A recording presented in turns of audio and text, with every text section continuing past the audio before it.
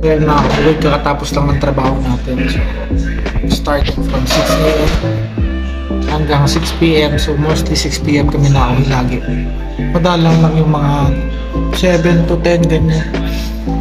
So, after ng trabaho, pupunta kami ngayon sa birthday ng isang Ukrainian na kaibigan namin, si Oksana. So, happy birthday pala sa Oksana. So, after work, diretso kami din ngayon. Pino-confirm pa namin kung anong oras na yung pupunta. Actually, gutom na rin kami. So, yun yung mga kasama ko. Waiting kami ngayon dito sa cafeteria. So, siguro... So, yun guys, nag-aaya na sila. Punta na kami. Let's go. Ayan po mga kabukid, hindi pa po nagsisimula yung handaan, meron na pong lumalantak dito ng karne. Kaya si Papa Gilbert at si Papa Laigo. O, kita nyo naman po kung gaano kagutom yung dalawang to. Kaya while waiting mga kabukid, dito po si paring Arvin. Nag-iihaw po, partida po yan, nakaporma po yan habang nag-iihaw. Hindi lang po talaga makita masyado madilukas. Fuck you.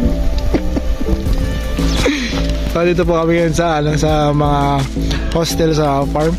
Ito yung mga hindi masyado makita, under construction pa to, mga magiging bahay ng mga Pilipino. Buti ko lang bukit dito. Saka mo nalugit. Sakabuti. Pare, alam ko active kapag gabi. Yung mga kwago ganyan talaga kapag gabi. Gabi na yung helmet mo, gago, tanggalin mo. At nga nakakabukid, dumating na sila Maring Camille. Kitang-kita nyo naman si paring Sancho. Gwapo na gwapo, parang ikakasal na. Nakabukid yung ating birthday girl, si Oksana. At ang kanyang future husband.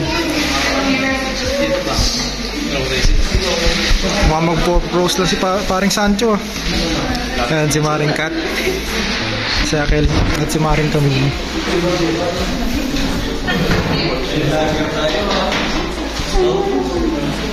Mga kapatid, nahihiya kami kasi yung mga suot nila, yung hiya naman kami kakagaling nga namin trabaho, tapos makikita mo mga ganyan yung mga suot nila. So normal na po yun sa tradisyon nila. So yan, makikita nyo po mga kabukid yung mga pagkain. Napakasasarap naman po, nakugutom na ako lalo. Sa gitna. Maring Camille, kaya pa? Excited yan. Ayan, mukha po ng gutom na. Akel, eto po, gutom na rin ito, malapit. Sigurado. Arvin, Picturean ng galing na. Yung mga nandyan. mga kapit si paring Kenneth. Ang ating cater ngayon. Tanong Kenneth, okay mo? Pare mo. Pare malaki ito lang Kenneth. Hindi, pare. Yung marami paring bilo. Kaya mga kabuti, pakabiya pa sila. We also have mommy and daddy. There you go.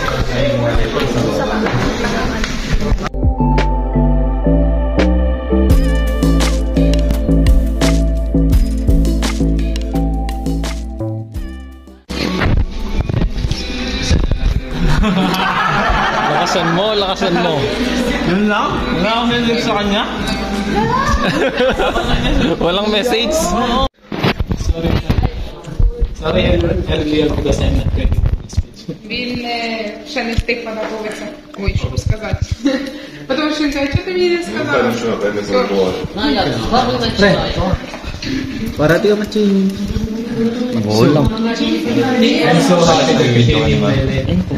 Thank you for everything that you have done to me. I know we have a lot of struggle in our relation, but we still do it good. I know we start in wrong way in our past, but we still our relation made it good. So I'm so happy that. Don't cry. I'm so happy that you always make me happy. You do everything for me to make me happy. I'm so happy about that. And I promise to you that for the rest of my life, I will make you happy and love you every day. I love you. You may not be Translate. So yun, nakita nyo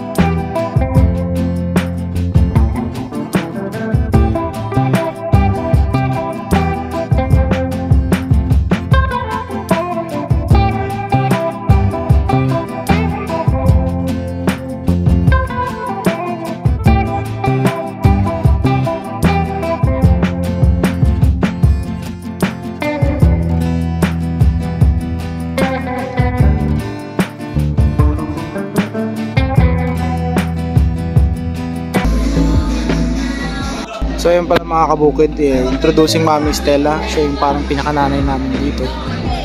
So si Stella pala ay half Korean, half Ukrainian, kaya malapit rin siya yung loob niya sa mga Pilipino.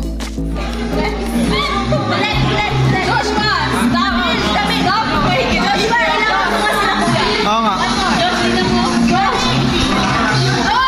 Wait.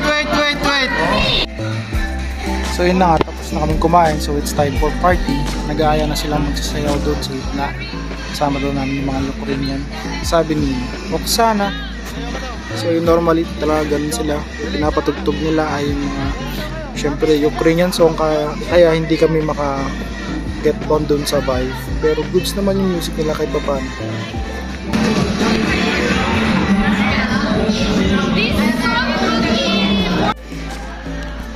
Kaya yun nga, hindi rin nagtagal sumayaw na rin kami. Makita nyo dyan yung isang Pilipino sayaw na sayaw.